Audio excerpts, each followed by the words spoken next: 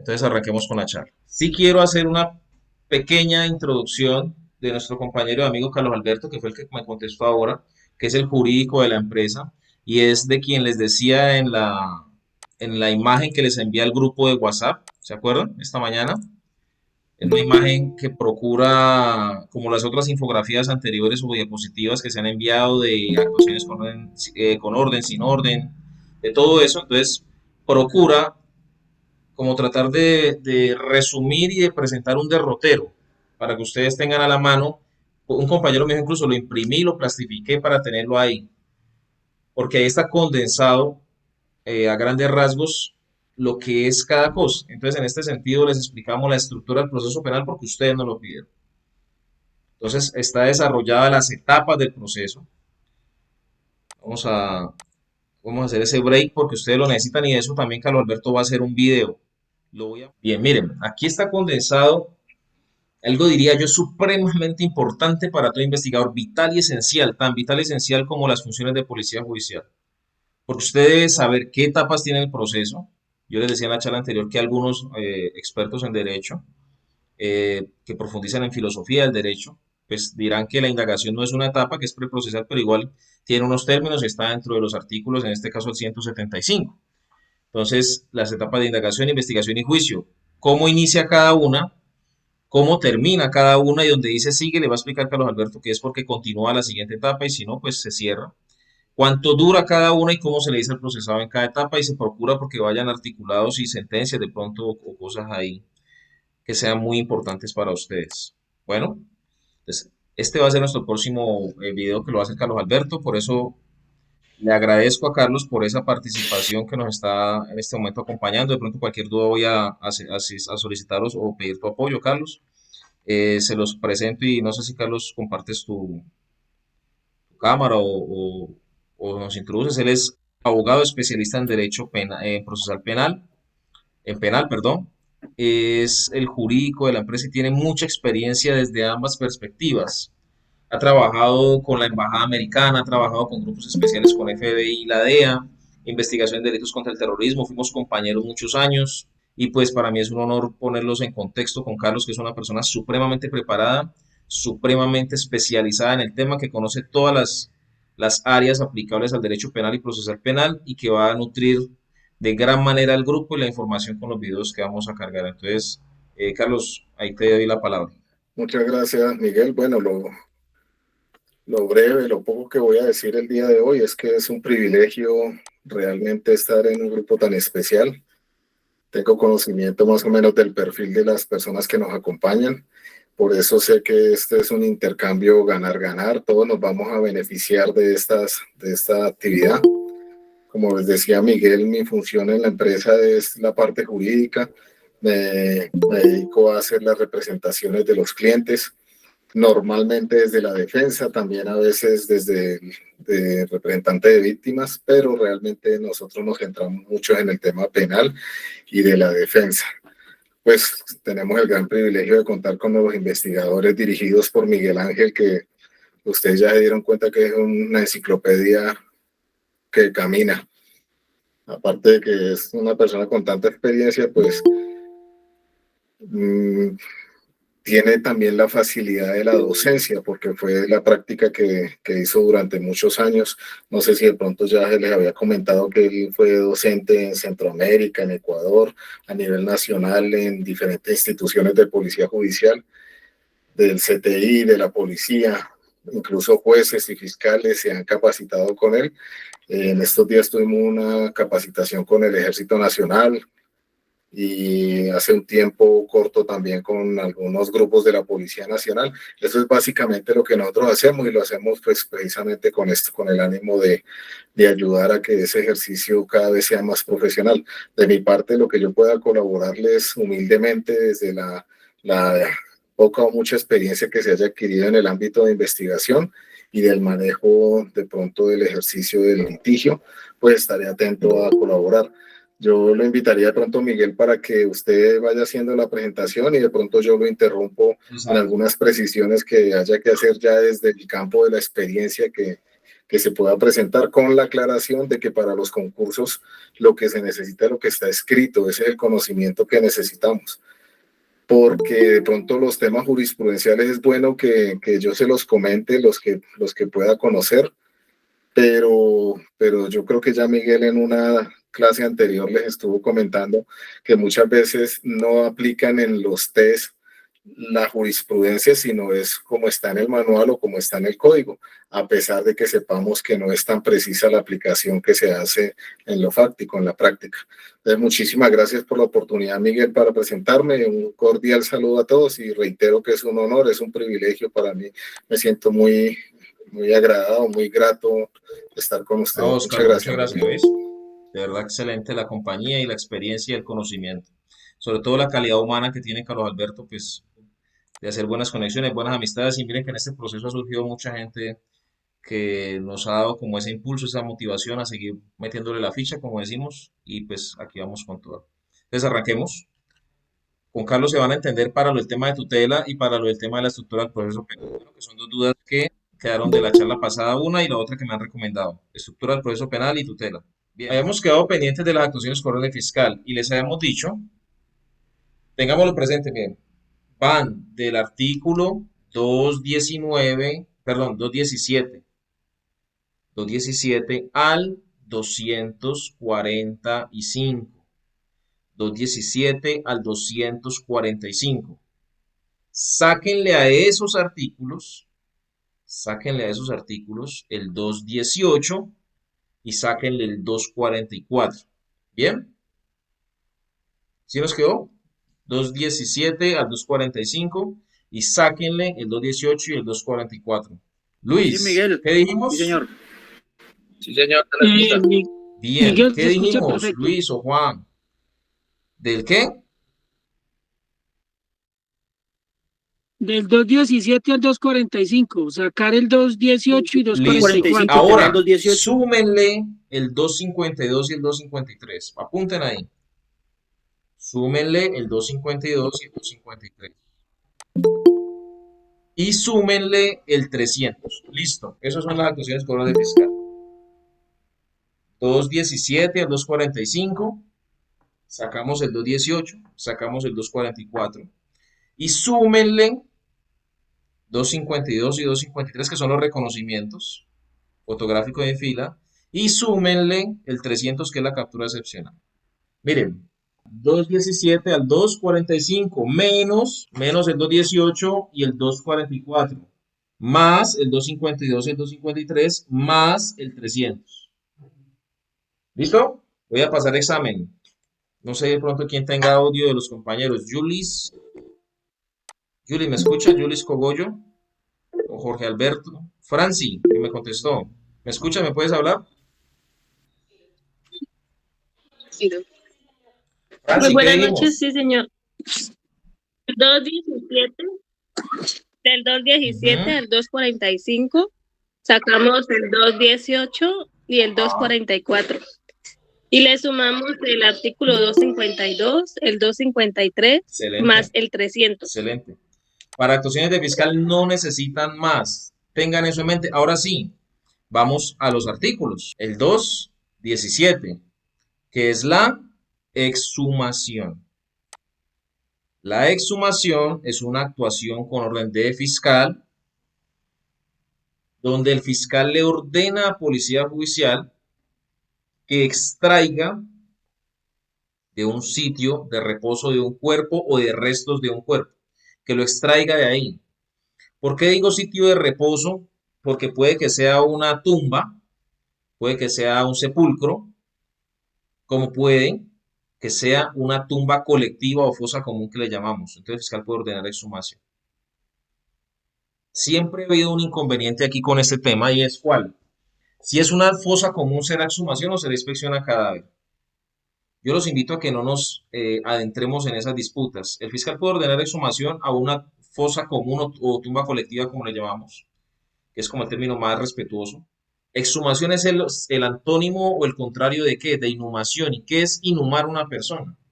Inhumar una persona es sepultarla con los requisitos legales, es decir, generalmente pues un sepelio normal en una tierra santa o cementerio, como le llamen, donde las personas hacen estas prácticas que son más legales y de costumbre, de ritos, digámoslo así, con sus parientes. Entonces, eso es inhumar con los requisitos legales.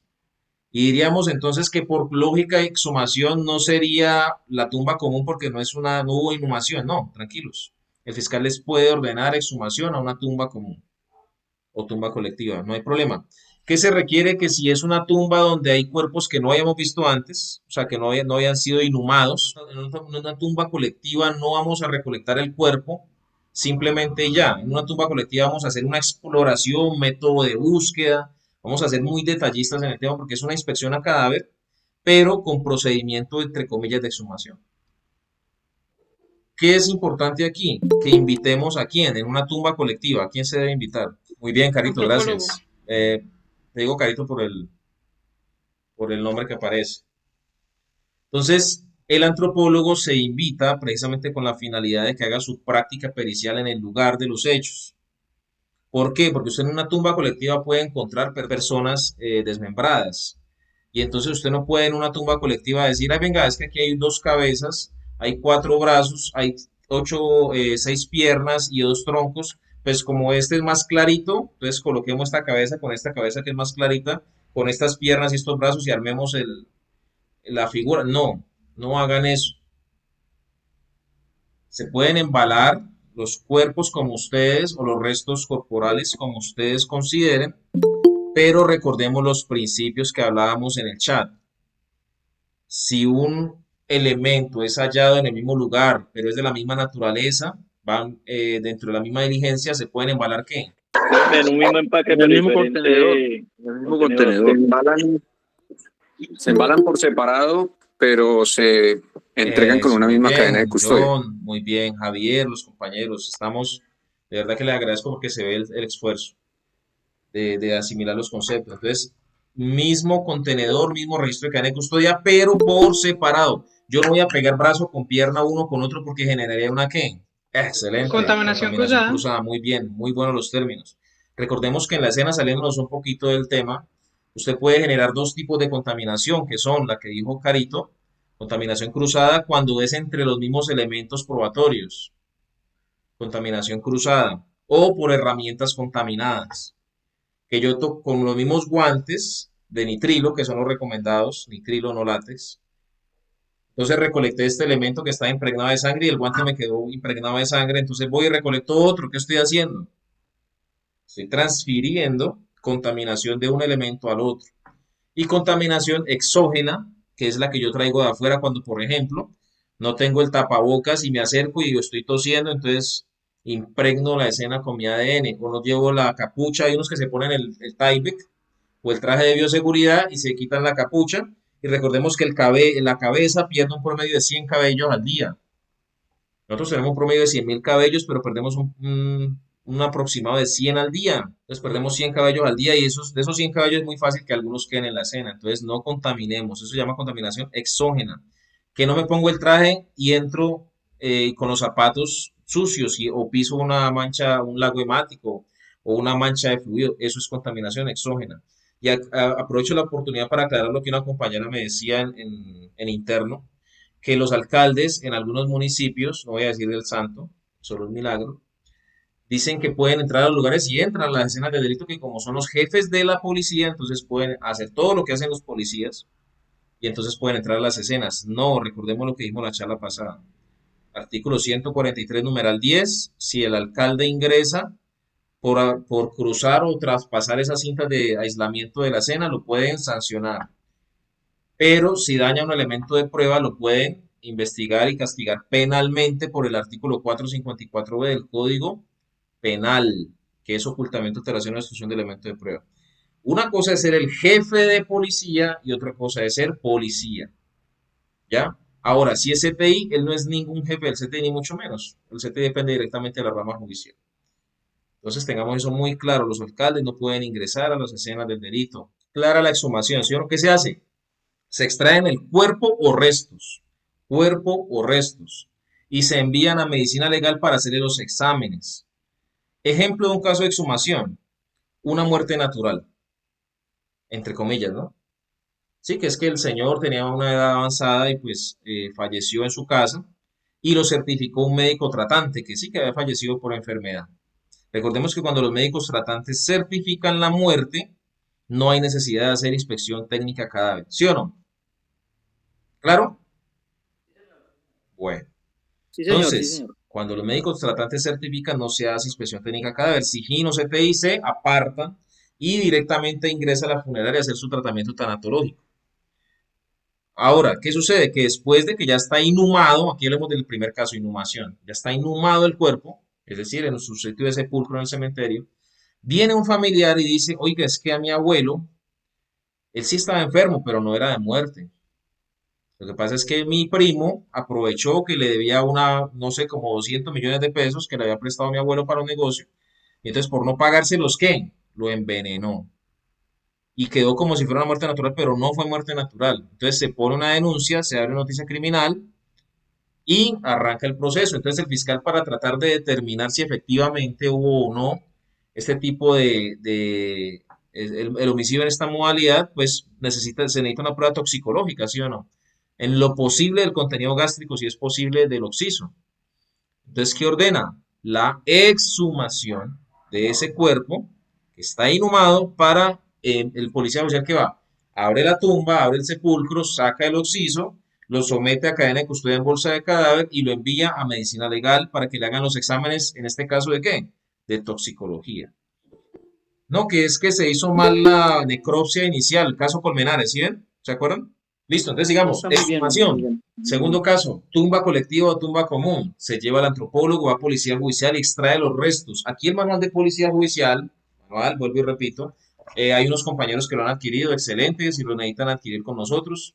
El manual de policía judicial nos dice que en la exhumación o inspección a cadáver, cuando se extraen de las tumbas colectivas, por ejemplo, o de los sitios de reposo de los cuerpos. Buenas noches, compañeros.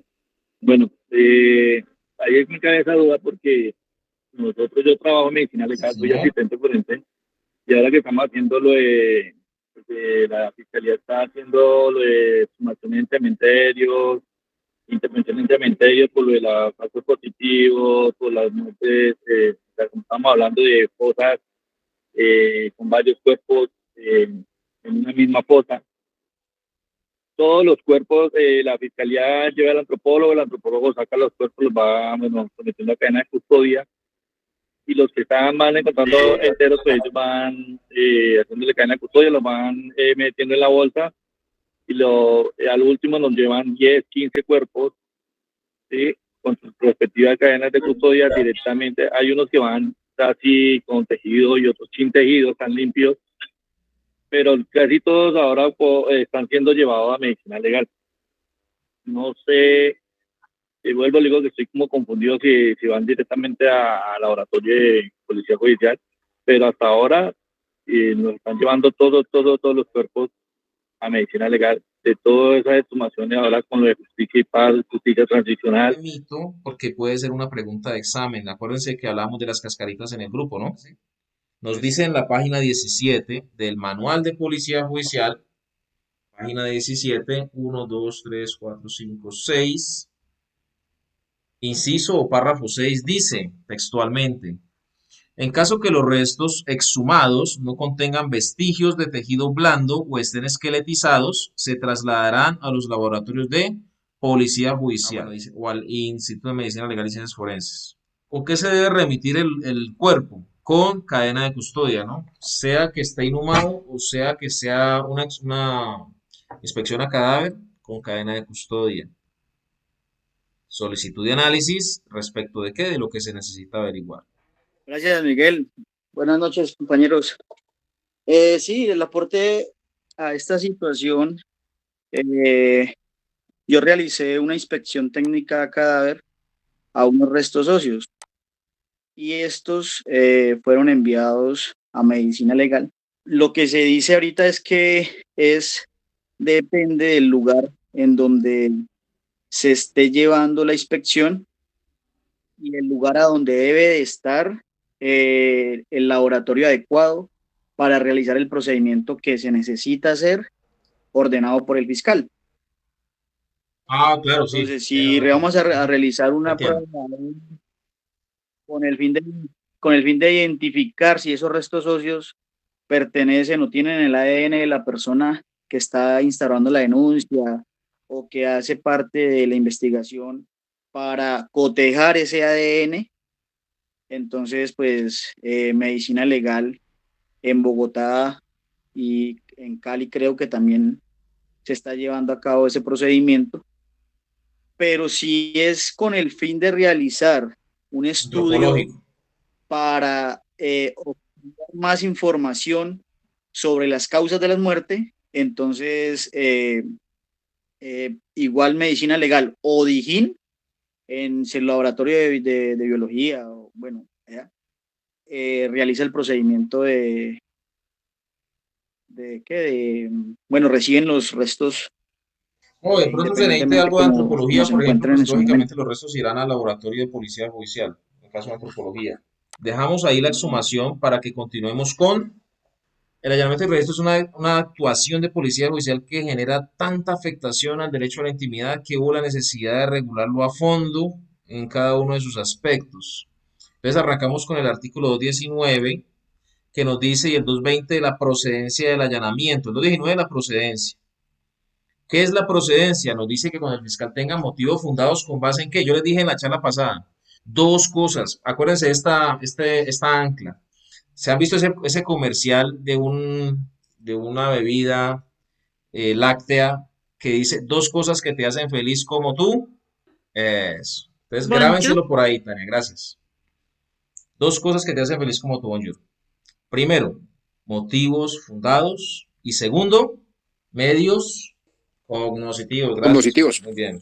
Entonces, a partir del artículo 217, ustedes van a ver que se repite esta constante en casi todos los artículos que ordenan actuaciones de policía judicial. Y dicen, cuando el fiscal, voy a leer el 220 y nos dice, solo podrá expedirse una orden de registro de allanamiento cuando existan ¿qué? Motivos razonablemente fundados, ¿de acuerdo con qué? Motivos ¿De razonablemente acuerdo con qué? fundados. Con los medios Los medios cognitivos. No le estoy mintiendo. Miren de ahí en cognitivos. adelante interceptaciones, miren vigilancia y seguimiento, miren todos sus artículos y todos dicen lo mismo. Todos dicen lo mismo. Cognoscitivos. Eso. Cognoscitivos. Motivos fundados con base en los medios cognitivos. Grábense esas dos cosas. Para inferir que el propietario, morador o simple tenedor del inmueble es que autor o partícipe de un delito. O que dentro del inmueble se encuentran que elementos probatorios relacionados con el mismo. Entonces, ¿qué podrá ordenar el fiscal? Allanamiento y registro. Solo por dos cosas se ordena el allanamiento y registro. Ojo, tengámoslo presente. Dos cosas otra vez. Primero, para recolectar elementos de prueba y segundo, para ejercer o realizar la captura de la persona. Por estas dos cosas. ¿Listo?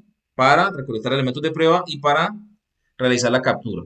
Ahora, si el allanamiento es con fin de captura, se requiere que tenga autorización judicial previa.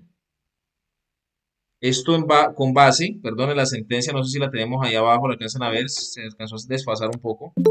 La 366 del 2014. Si el allanamiento es para capturar solamente, capturar, entonces, orden de juez, sentencia C366 del 2014. Y ustedes dirán, ay, si yo entro a capturar nomás y hay un occiso en la sala de la casa, ¿qué hago? El mismo articulado del allanamiento nos dice qué hacer. Ya vamos para allá más adelante, donde dice las reglas y el acta en el 225 y 227. Entonces, vamos al 221, respaldo probatorio de los motivos fundados. No nos confundamos.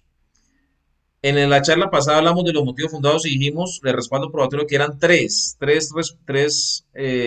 digámoslo, situaciones, elementos o actuaciones que permitían respaldar los motivos fundados, que son cuáles. Primero, ojo que esto es muy importante, supremamente importante y no solamente para el allanamiento, es transversal a otras actividades. Primero, informe de policía judicial. Segundo, declaración jurada de testigo informante.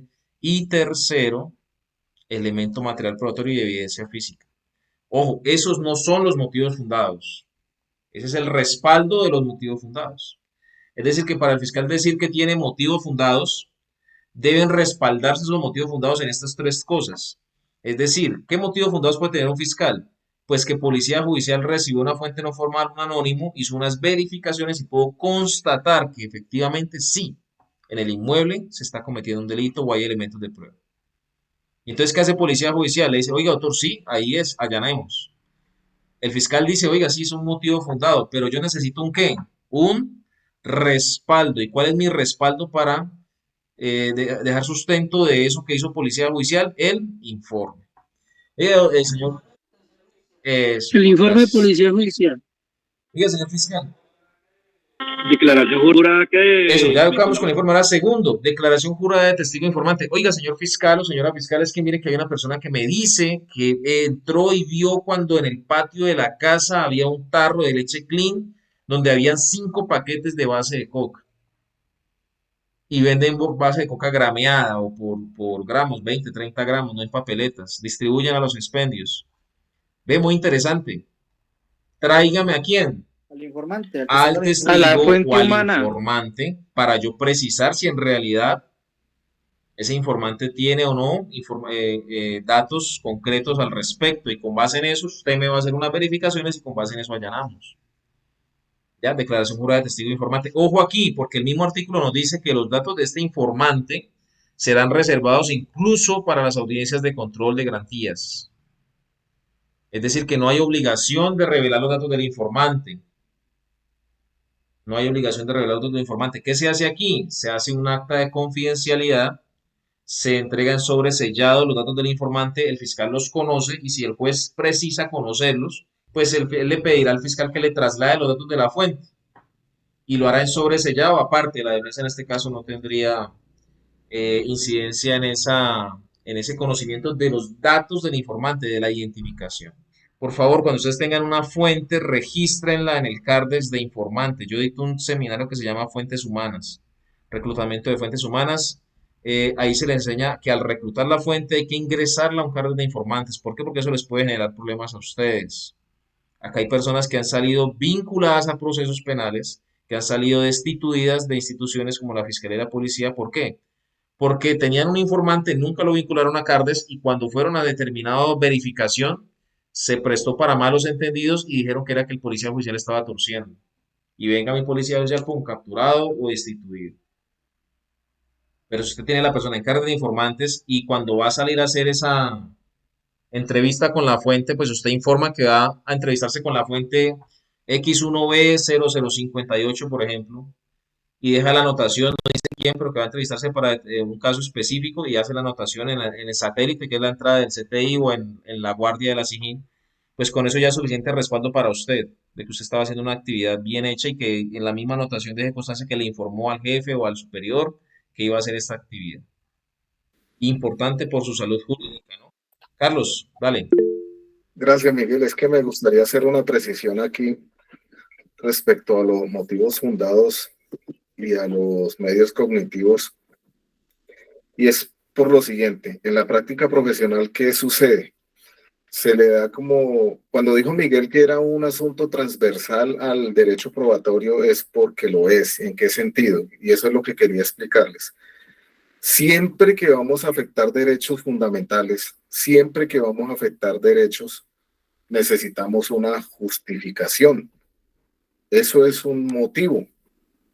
Pero entonces no es que tengo un motivo, no, es un motivo razonablemente fundado.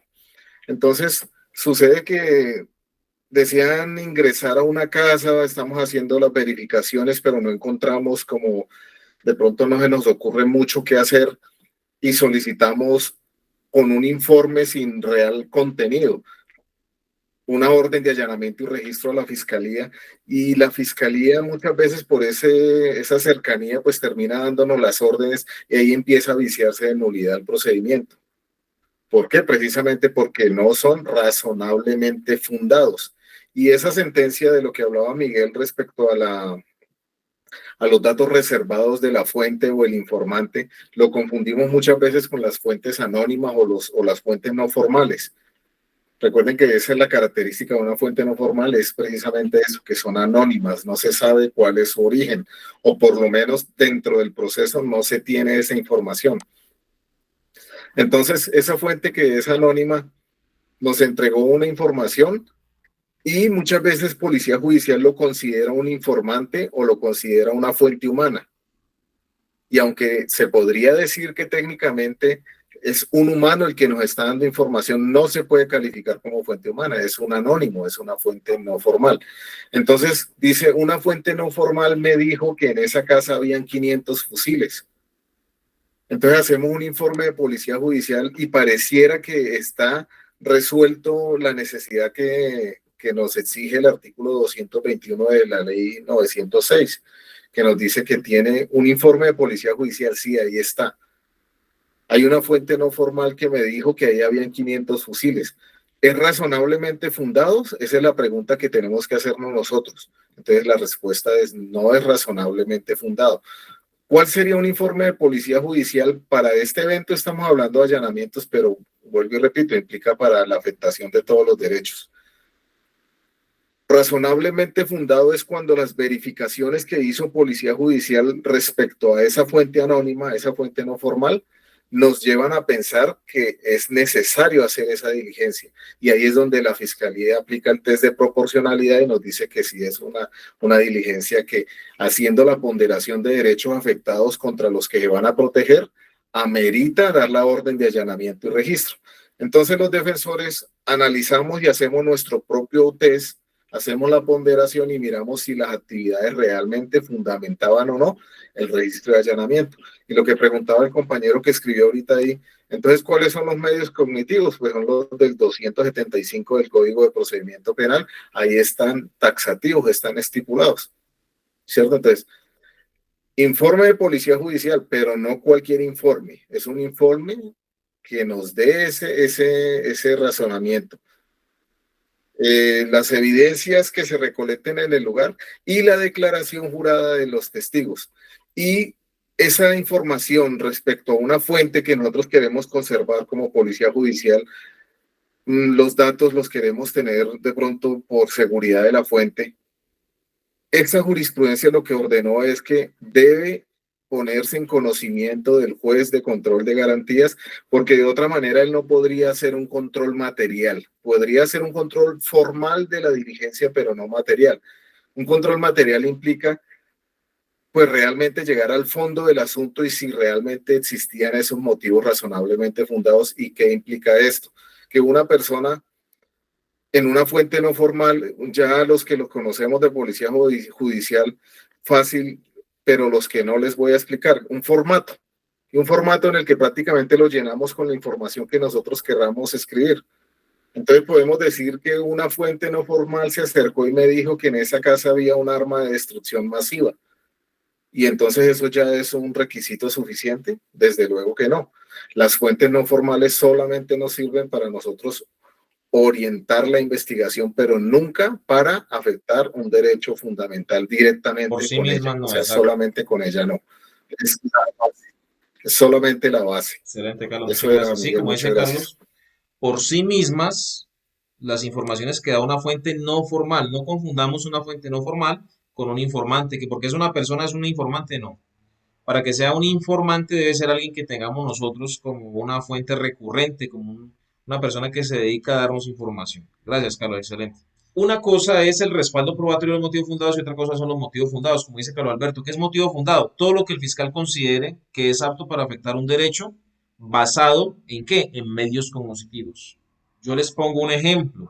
Un soldado sale de permiso, va a visitar a su pareja, llega a la casa o a la habitación, va hacia la casa, toca y no le abren. Introduce la llave y a lo que va a abrir está con pestillo, con pasador. Y dice, oiga, ¿qué pasó? O sea, que están adentro. Y entonces escucha ruidos. Y marca y se escucha el celular de la pareja que suena en el interior del inmueble. Inmediatamente, ¿qué podría pensar? Fidelidad. Que se la puede estar Sí, vea, aplicando. así no van a pasar el concurso con esa mente precisamente Que perseguición. murió Entonces, porque Estaba de los falleció lobos enfermo y amarrados. que pudo haber entonces, miren, fallecido. efectivamente, eso no es un motivo fundado. Que está ocupada. Ojo, eso no es un motivo fundado, es una suposición.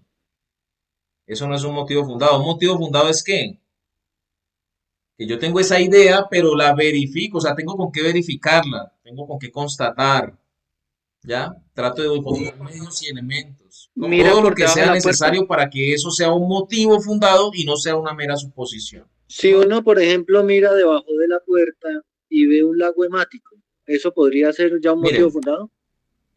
los motivos fundados son similares a las hipótesis y en este caso, un motivo fundado es el que más información contenga, el que más elementos de juicio aporte. Si usted ve un lago hemático, ¿usted cómo sabe que es un lago hemático? Puede ser pintura, puede ser salsa de tomate, puede ser muchas cosas. Entonces, trate de encontrar elementos de juicio suficientes para... Yo le decía a los compañeros, miren, yo veía unas solicitudes de interceptación porque a mí me llama mucho a pedirme asesoría. Mira, Miguel, colabórame que es que tengo un número para interceptar y entonces aquí tengo el informe. Y yo les agradezco por esa confianza. Entonces, yo miro el informe y dice, es que una fuente humana nos aporta un número telefónico que es utilizado por una organización criminal para coordinar actos delictivos, número que es muy importante para poder esclarecer los hechos en materia de investigación. ¿Ustedes creen que eso en un informe policial oficial es suficiente motivo fundado? No, no hay Y suficientes les dan motivos la orden de fundados ahí. interceptación, que porque el policía judicial dijo, "Oye, sí, o sea, es mucha credibilidad, claro, eso está muy bien, pero no hay motivos fundados en su actuar. Motivos fundados es que verificó, que constató que el número por lo menos está activo, o sea, actividades. No, que es que me dijeron que en esa casa, porque acá tenemos casos similares, que es que me dijeron que en esa casa están cometiendo tal delito y por lo tanto se fue y la casa existe. Dijeron que eran 5 personas, hay 5 personas en la casa, entonces, señor fiscal, claro, la información corresponde con lo que dice la fuente no formal. Ahí está la casa, están las personas, entonces allanamiento. ¿Ustedes creen que es motivo fundado suficiente? Miguel, No, señor. no está el motivo fundado. Lo que pasa en estos casos, pues lo que usted acaba de decir, la confianza que tiene el fiscal hacia el investigador, y es que muy diferente es de pronto de que ya llevemos una investigación con anteriormente unos 10 7 abonados telefónicos donde ya se hayan intersectado y se tenga ya conocimiento de que esa actividad se está llevando a cabo y que esta información que estamos adquiriendo por otra parte, pues se pueda ingresar para realizar el procedimiento ¿Qué les de dije yo que interceptación de eran los medios comunicaciones. cognitivos? Que eran dos cosas, los medios cognitivos. Una, eso. Esas Información son las dos legalmente cosas que usted obtenida. recolecta para ponerle en conocimiento al fiscal motivos fundados, medios cognitivos. Es decir, vea, le estoy poniendo en conocimiento, y esto no es solo para allanamiento, por eso me profundizo y me estoy extendiendo, porque no aplica solo para allanamiento, sino que aplica para muchas otras, lo que hablamos con Carlos Alberto, pues lógicamente mi especialidad como profesional de investigación criminal es el derecho probatorio, es decir, demostrar. Entonces, por eso soy tan incisivo en esto, porque usted con una mera información, con una mera suposición, con un mero dato, no va a justificar motivos fundados. Usted tiene que recolectar elementos de prueba o información legalmente obtenida. HILO, que es el acrónimo que utilizamos pues en trabajo de inteligencia e investigación. HILO. Entonces, con MPF e HILO, usted le entrega al fiscal, señores, que fuimos a hacer verificaciones, labores de vecindario, la gente dice que sí, que hay movimientos así, así, entran y salen carros, entran y salen personas, que esto y que entonces ya bueno, una cosita. Ahora, labores de campo, voy y verifico, sí, corresponde. Ahora, que el CAI me dice tal cosa, que la Junta de Acción Comunal me dice tal cosa, o sea, empiezo a hacer verificaciones. Eso es medios cognitivos, ¿bien? Listo, sigamos porque no nos quedamos ahí. O sea, es como les digo, es que el allanamiento es un tema tan importante y tan que hay que tratar tan a fondo que si nos quedamos aquí, pues no vamos a avanzar. Solamente entonces para que toquemos esa esfera, porque usted lo va a necesitar en todas las actuaciones de policía judicial, motivos fundados y medios cognitivos. Listo, entonces el alcance de la orden del 222 nos dice que ¿qué? Que solamente se hará allanamiento. Ojo, solamente se hará allanamiento a los sitios precisos donde sea necesario hacerlo, o sea, donde estén los elementos de prueba o donde haya que allanar.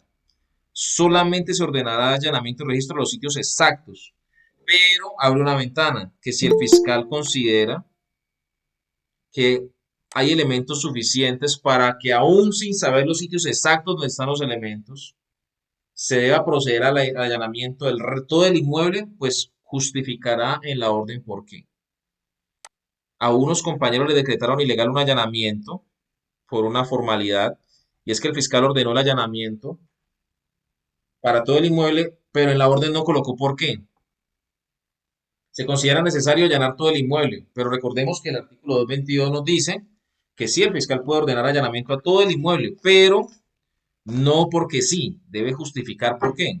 Les pongo un ejemplo, yo tengo una fuente que me dice, es que en la casa, en el patio, la leche, el tarro, leche clean, etcétera. Si es así, entonces el fiscal ¿a dónde debería ordenar el allanamiento? ¿A toda la casa o al patio donde está el tarro de leche clean con la droga?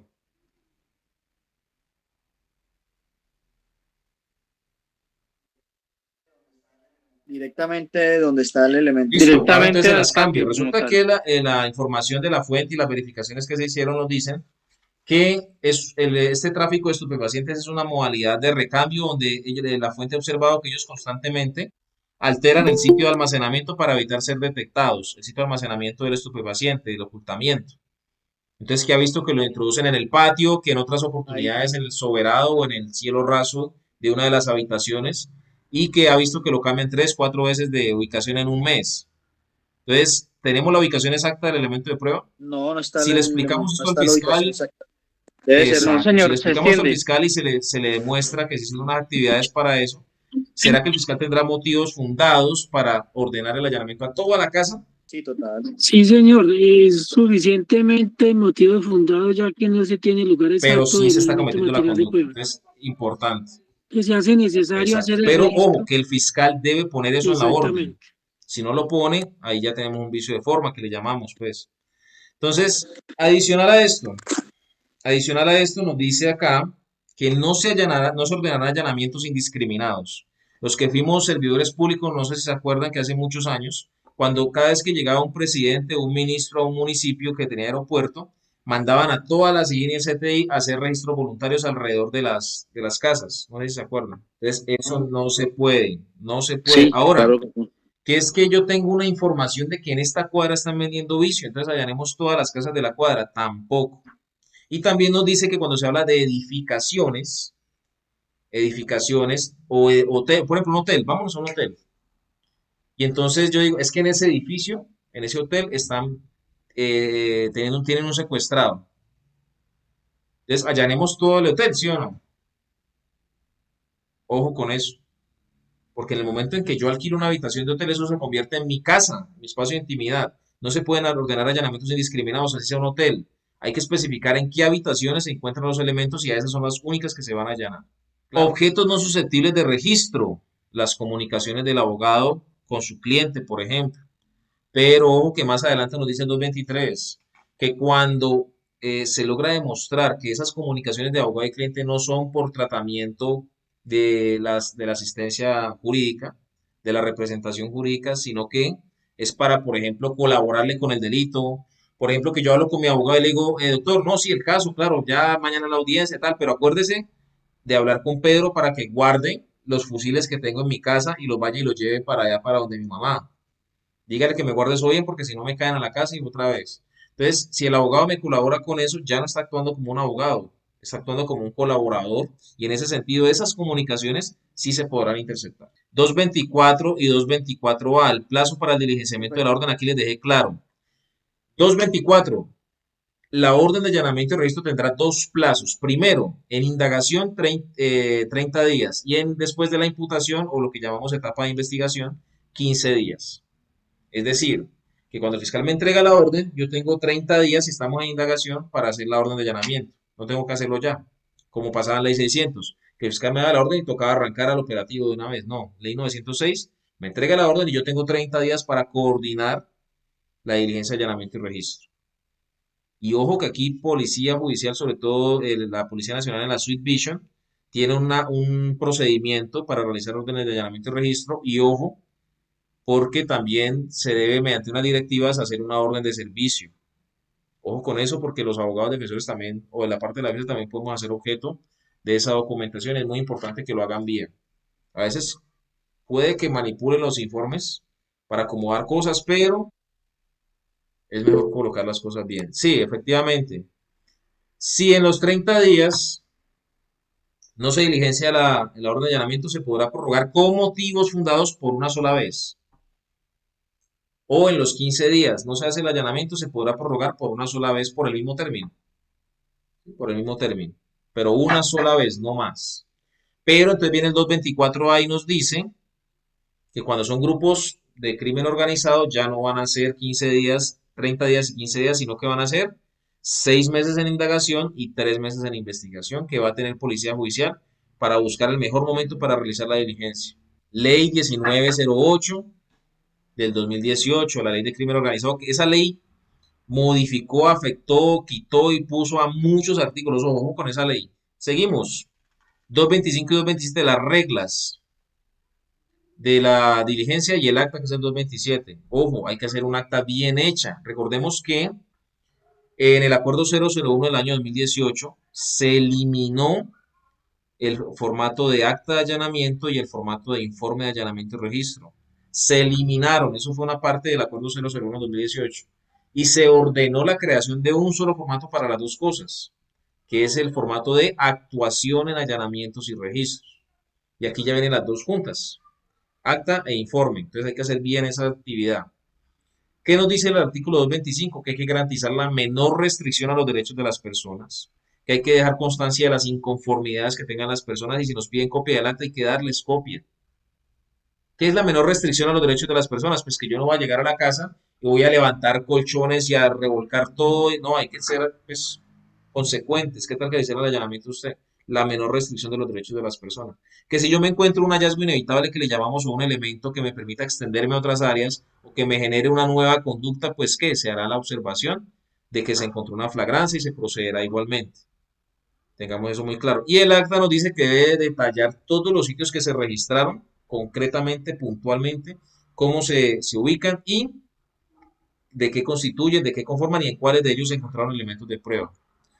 Los allanamientos especiales del 226 son los que se hacen a entidades diplomáticas y por lo tanto hay que solicitar autorización de la autoridad diplomática y se tendrá 24 horas para que esa autoridad conteste. Si nos permite o no permite hacer el allanamiento y registro. Igualmente para búsqueda selectiva dice Javier, ¿este qué es? La ley 1908 afectó la búsqueda selectiva en base de datos. Sí, señor, claro, eso lo vamos a ver para la próxima charla, que damos actuaciones con orden de juez. Que en las búsquedas selectivas en bases de datos, cuando es para crimen organizado, nos generó nos amplió unos espacios y nos dice, por ejemplo, que yo puedo consultar la información de Javier López. Tengo los datos de Javier López y el juez me ordena buscar toda la información de Javier y yo la puedo buscar durante mucho tiempo hasta que obtenga el último registro que necesito. Ahí legalizaré la información. Cuando tenga el último registro que necesito de Javier. O sea, nos da un rango de acción mucho más amplio a la ley 1908 en búsquedas en bases de datos que la vamos a ver en la próxima charla, en el próximo conversatorio. Devolución de la orden y cadena de custodia. Ojo, el 228 nos dice que una vez que usted termina el allanamiento de registro, ¿cuántas horas tiene para devolver la orden y rendir el informe? ¿Cuántas? 12. Muy bien. 12. 12. 12 horas. Pero es que capturé en flagrancia. ¿Cuánto tengo para poner a disposición el capturado? De manera inmediata. En el término de la Exacto, distancia. muchachos, excelente. Porque yo pensé que me iba a decir 36 horas. No, no son 36 horas, es inmediatamente. Dice el artículo 228, inmediatamente. Inmediatamente es que en el medio, en el tiempo que me tome dejarlo a disposición, que es el término de la distancia. Si han escuchado ustedes que en el ámbito, sobre todo policial, decían que es que yo tengo para dejar a disposición un capturado, los términos son compartidos, que son 12 para mí y 24 para el fiscal. En captura, eso es mentira. Eso es mentira. Eso salió de este artículo, donde Policía Judicial tiene 12 horas para rendir el informe, pero no de captura, sino el informe de allanamiento. Que generalmente dentro de esas 12 horas uno rinde el informe de todo, pone a disposición capturado, pone a disposición elementos. Listo. Sí, quería hacerte una consulta. Dentro de los allanamientos especiales, ¿solamente se tienen en cuenta inmuebles o también cuando es en horario Bueno, especial? anteriormente hablábamos de allanamiento especial, el allanamiento que era entre las 6 de la tarde y las 6 de la mañana. No, el allanamiento especial es de las autoridades diplomáticas. ¿Ok? El allanamiento entre las 6 de la mañana y las 6 de la tarde, que antes era allanamiento especial, eso ya fue derogado, ya es inexequible. Ahora se puede hacer a cualquier hora, solamente que el fiscal debe explicar por qué se hace de 6 de la mañana a 6 de la tarde, pues en aras de procurar la mejor protección de los derechos de las personas, que donde más se desarrollan es de las 6 de la tarde a las 6 de la mañana. Pero ya no existe como allanamiento especial ese, no. Lo importante es cuál, que se solicite la asistencia, ahí sí dice, no sé si en el 227, 225, por ahí dice que se debe garantizar la asistencia del Ministerio Público, y si no asiste no importa, pero se debe solicitar para que acompañe el allanamiento con uno de sus delegados. ¿Iba a decir algo yo? Sí, Curso, ahí menciona que para esos allanamientos lo que es de 6 de la tarde a 6 de la mañana es que se pueda sustentar que pronto se puede fugar o que elementos materiales probatorios se pueden perder o No, pero aquí modificar. no dicen los artículos, ¿o sí? O sea, antes sí, tocaba sustentar por qué. Se hacía entre las 6 de la tarde y las 6 de la mañana. Ahora se sustenta, pero no es obligación, o sea, se puede hacer sin problema. Miren, parágrafo del 225. Si el procedimiento se lleva entre las 6 de la tarde y las 6 de la mañana, deberá contar con el acompañamiento de la Procuraduría General de la Nación, quien garantizará la presencia de sus delegados. En ningún caso se suspenderá por la ausencia de la Procuraduría. Pero no nos dice que toca justificar como era antes, ¿no? Antes sí era una especie de allanamiento especial. Y no se podía hacer sino de día, y si se hacía de noche tocaba una especie de orden especial. El 229 y el 230 ya les habíamos explicado en las actuaciones y el orden, no voy a profundizar aquí, solamente mencionar que Policía Judicial puede allanar en flagrancia cuando se refugiara el perseguido o el capturado en su inmueble o en estas circunstancias. Voces de auxilio y coacción contra el morador. Aquí va de la mano las voces de auxilio con lo que hace Policía Nacional, ¿no? Policía Nacional también puede ingresar. ¿Para qué? Para detener animal feroz o violento. Puede ingresar para auxiliar a una persona por situaciones de emergencia. Aquí también lo puede hacer Policía Nacional por código de convivencia, ¿no? Por código de convivencia y seguridad ciudadana, que es la ley 1801. Pero Policía Judicial también puede entrar por voces de auxilio. Señorita Joana, Buenas noches, Miguel. un gusto, cuéntame. Con respecto a esta situación de flagrancia, de allanamiento en flagrancia, yo quisiera hacerte una pregunta. Estaba escuchando en estos días una charla que estaban dando sobre ese tema y decía de que por lo regular se podía hacer siempre y cuando era de la vista Allá vamos para allá. Ahí no es en la flagrancia, ahí persona es la infractiva. excepción a la orden de allanamiento. Tiene 3 puntos. La excepción a la orden de allanamiento. Tiene 3 puntos. El primero, que el elemento esté a plena vista, incluso al alcance de elementos que permiten aproximar la observación. ¿Cómo así? Un telescopio o unos binoculares, por ejemplo. Ahí se puede hablar de plena vista. Segundo, situaciones de emergencia. Y tercero, por consentimiento válidamente emitido por el morador o tenedor del inmueble. Y no es suficiente la mera ausencia de objeciones. Debe haber un consentimiento válido. Lo que yo le decía, un video. Vecino, por favor, me deja entrar, que es que la persona se metió acá a la casa. ¿Listo? Hágale, siga. Está el video, un soporte. Pero entonces, Miguel, si en el caso de que se está persiguiendo, están siguiendo el infractor y él se pierde la vista y se resguardó en una vivienda y la persona de esa vivienda cierra la puerta, puede ser por intimidación Eso es lo que toca determinar, porque el o de 229 nos pronto dice también que se establezca por coacción. congraciarse con Eso es esa lo que toca persona. determinar. ¿Cómo determinas tú la coacción? Cuando ahí es el dilema. Ahí es el dilema de que se pueda ingresar a hacer un Yo allanamiento. tuve la Yo creería que ahí experiencia hace ya, muchos si se años, cierra la puerta, yo pero creería que ahí ya hace hartos no se años tuve la podría ingresar. experiencia donde pasó esto y el abogado, porque ingresamos y el abogado decía, pero ustedes ¿por qué entraron? No, porque yo vi que la señora estaba coaccionada, artículo 229. ¿Es que usted es qué, perito en coacción? Yo le dije, no, pero yo la vi nerviosa, sudorosa, estaba temblorosa, me hacía como una especie de señas con los ojos, como que no podía, y pues yo asumí directamente que efectivamente la estaba coaccionando, que estaba con miedo de que ingresáramos, que no nos negó el ingreso porque no quisiera, sino porque en realidad estaba asustada y estaba temerosa de que le fuera a hacer algo a la persona que entró. No, que eso es ilegal, que tal, que es que usted no es perito en coacción. Y yo le dije, pero tampoco dice que hay que ser perito en coacción, simplemente dice que se establezca coacción. Oh, No es que todo es coacción, no, ok, porque usted, no, es que yo gracias, vi que la Miguel. señora estaba coaccionada y resulta que era la tía, ¿no? Toca tener mucho cuidado con eso, hay que saber cuándo aplicarlo. No estoy diciendo que sea para meterse a las casas porque sí, sea porque en realidad haya una coacción. Perdón, Miguel, disculpe que interrumpa. De pronto también la señora, de pronto podría estar explicando dentro de la charla lo de la esfera de vigilancia cuando se habla de la flagrancia, que digamos no se haya perdido en ningún momento de vista digamos, a la persona que está persiguiendo y que esa esfera de vigilancia se haya mantenido para poder ingresar y hacer Claro, es ese necesario que la allanamiento. persecución sea continua, ¿no? Pero es que hoy existen demasiados apoyos y métodos. Sí, Están claro. inclusive las cámaras de los CADs. Muchas veces se encuentra con un apoyo aéreo, entonces pues se sigue el objetivo. Mire, resulta que el artículo 301 que habla de la flagrancia nos dice que usted puede capturar a una persona en el numeral 2 por sorprenderlo y aprenderlo posteriormente o inmediatamente por persecución o señalamiento. Entonces, ahí entraría eso, lo que nos dice Luis, pero lo vamos a tratar más adelante y la dejamos ahí pendiente. Listo, lo voy a apuntar aquí. Usted puede entrar en Claro flagrancia, que sí. pero debe haber una continuidad en la persecución o un señalamiento para poder capturar a la persona. Eso lo vamos a conectar más adelante con las dos cosas. Seguimos, para terminar.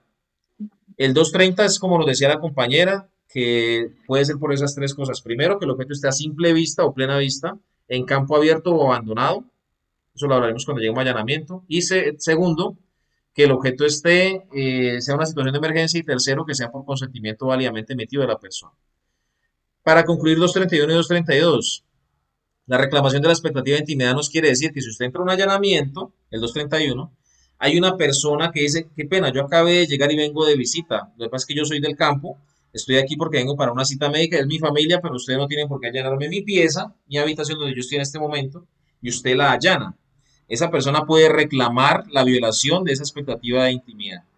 ¿Por qué? Porque demuestra que estaba simplemente de paso, que no era parte de lo que ustedes buscaban al ingresar a allanar. Y segundo, el 232, que es muy importante, el principio de la manzana podrida o la cláusula de exclusión. ¿Qué es la cláusula de exclusión? Que si el allanamiento tiene una condición de ilegalidad, pues por consiguiente va a impregnar todos los resultados y la diligencia de ilegalidad y todo lo que se derive de esa ilegalidad, pues va a ser ilegal. Esa ilegalidad contamina todo lo demás y por consiguiente todo lo que se derive de ahí será ilegal. Sigamos con el procedimiento con comunicaciones. Yo creo que podríamos dejar ahí y la próxima la charlamos de lo que sigue. Entonces, 233, 234, 235, 236 nos hablan de los procedimientos con comunicaciones, que así es como se llaman.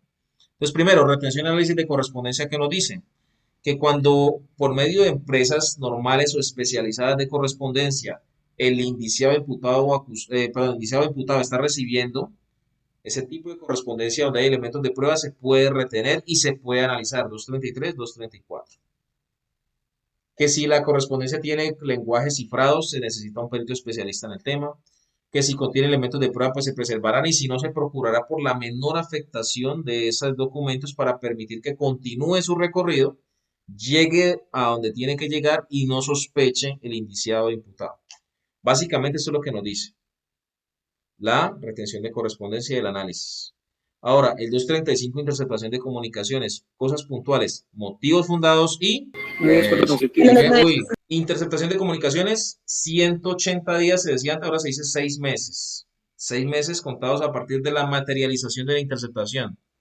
Esto es código más procedimiento, ¿no?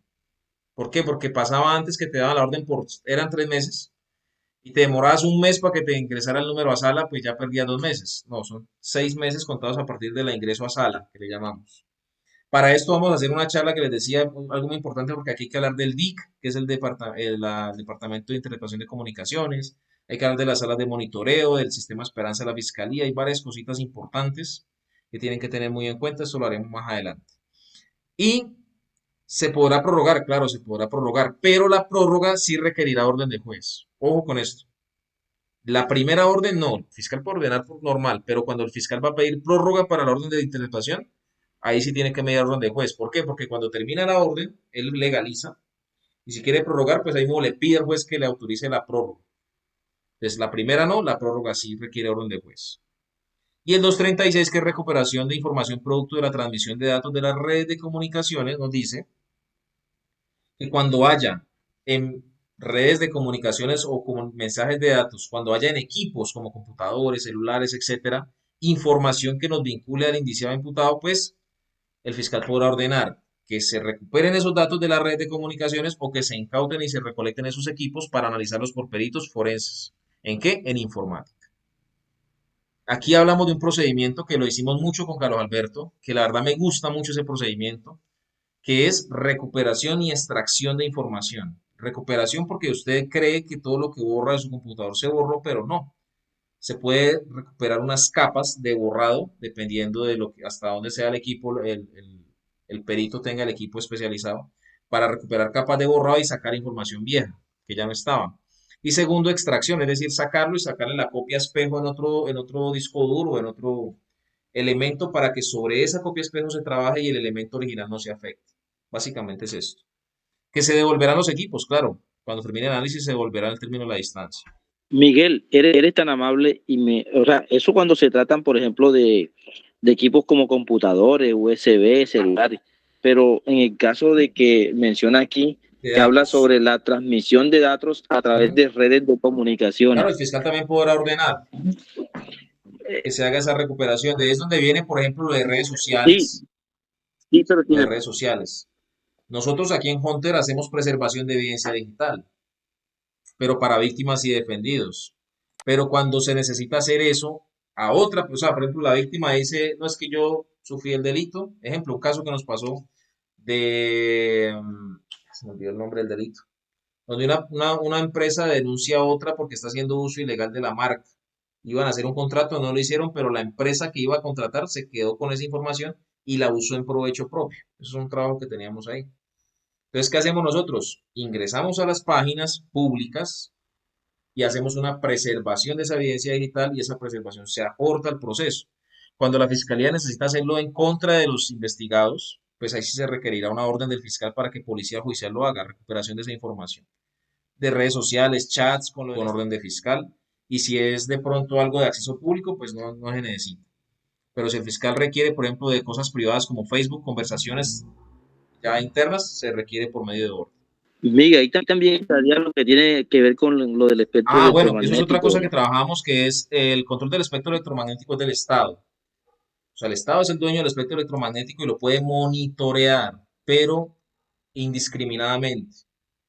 O sea, no se puede, el espectro electromagnético que es, maneja unas frecuencias en UHF, VHF, HF, y entonces en esas frecuencias hay muchas personas que cometen o se coordinan delitos, como por radiofrecuencias.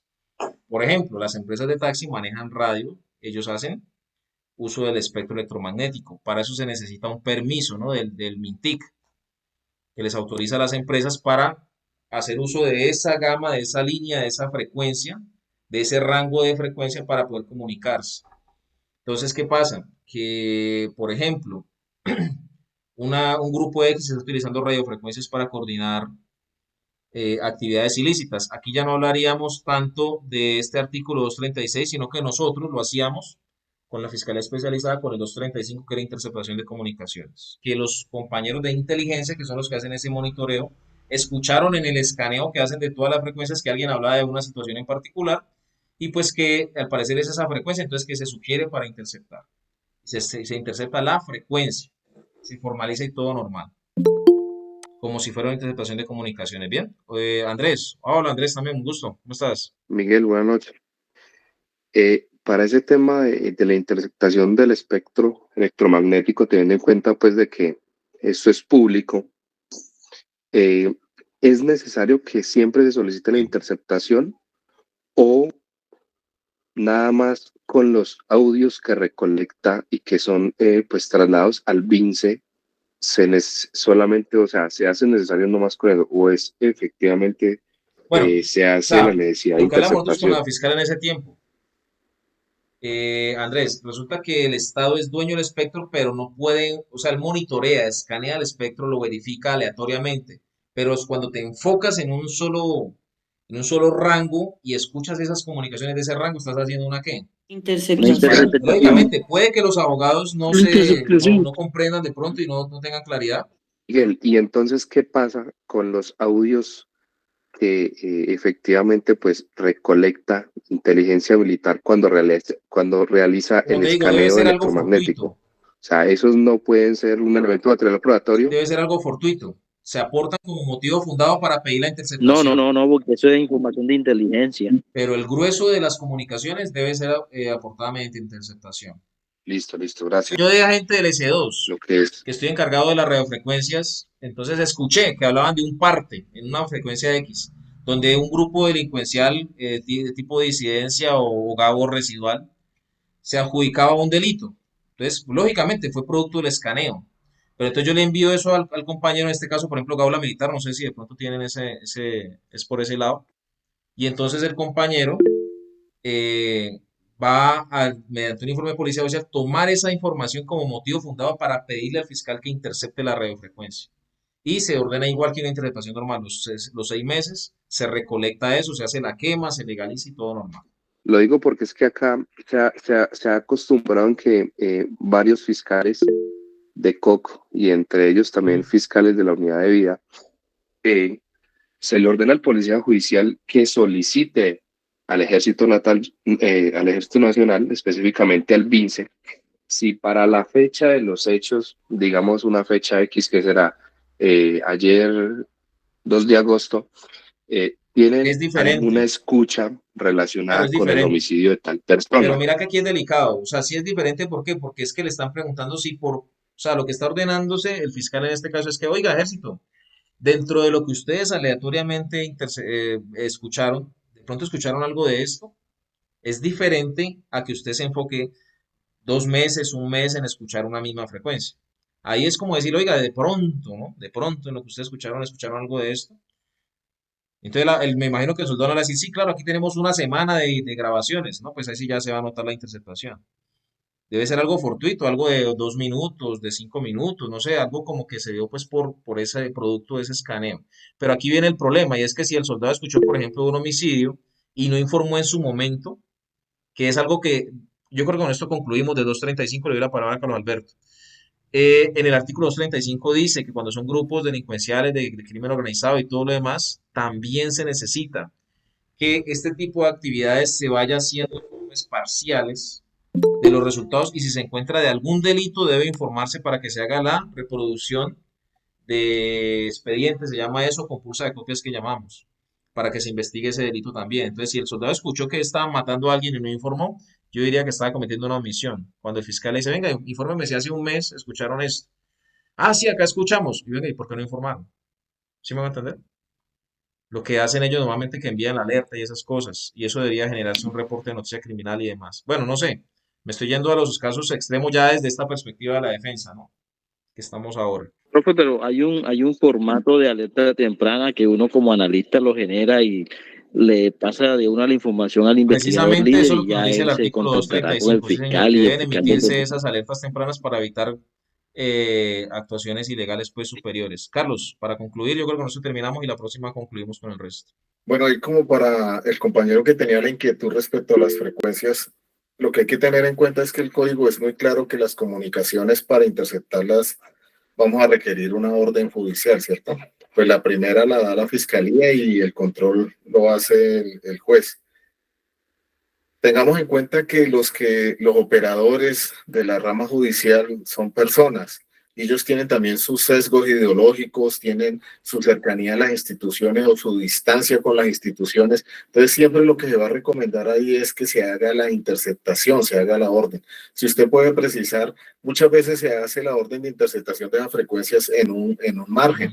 Se pone desde esta frecuencia hasta esta otra frecuencia y se justifica parecido a lo del allanamiento cuando se dice por qué se va a interceptar a registrar todo el inmueble.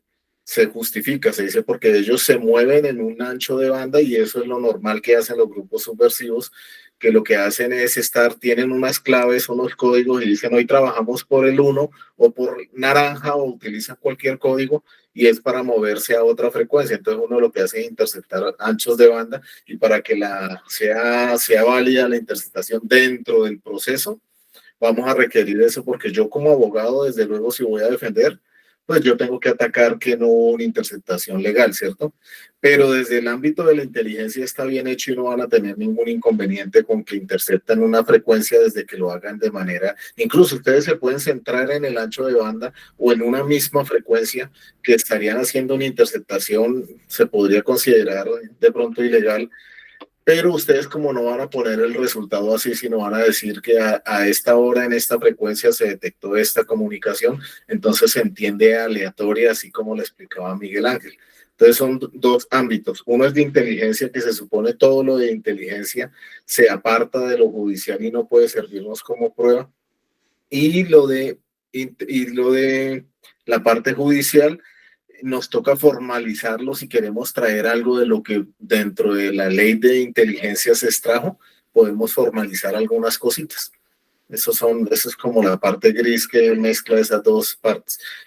El principio es que inteligencia no se puede utilizar para prueba, los resultados de inteligencia, pero se pueden traer algunas cositas de Exacto. esa manera. Cool, Carlos Alberto, muchas gracias. Buenas noches, Miguel. Muchas gracias por toda la información que nos has brindado hoy. Sí, tengo una duda con relación a las actuaciones con orden de fiscal, y es la toma de muestra de residuos para el microscopio. ¿Microscopía electrónica de barrido? Para el microscopio de residuos Eso ya no es de fiscal. Sí, señor. ¿Requiere orden de fiscal? De juez. Ok, sí, la pregunta era porque teniendo en cuenta que son pruebas que involucran al Exacto, eso se llama imputado o obtención al de indiciado, muestras. ¿no? Y eso lo hacemos con base en el artículo 249 del Código de Procedimiento Penal, pero aquí hay un quiebre. Que si yo le digo a usted, señor Saúl, usted acaba de disparar, entonces le queremos pedir si usted nos da la muestra de residuos de disparo. Usted dice sí, entonces venga, fírmeme el FPJ 28, que es el acta de consentimiento. No necesito orden de nadie, lo puedo hacer con un acta de consentimiento para recolectar los residuos de disparo. Pero usted dice, no, qué pena, entonces orden de juez, pero no es de fiscal, ¿listo? Es con acta de consentimiento o con orden de juez. Artículo 249, obtención de muestras. Perfecto. Si no tiene... Pero es válido. Después de que haya acta de consentimiento, es válido en cualquier momento del proceso, excepto pues que ya estemos en etapa de juicio. Listo, Miguel, muchísimas gracias. Miguel, una pregunta, una orden de interceptación, ¿cuántas veces se puede prorrogar? No, perdón, no, esa es la de allanamiento, estaba todavía con la cabeza de allanamiento. No se puede prorrogar las veces que sea necesario después de que sigan aportándose elementos de prueba. O sea, que la interceptación esté produciendo y cada prórroga va a ser ordenada por juez. Buenas noches para todos.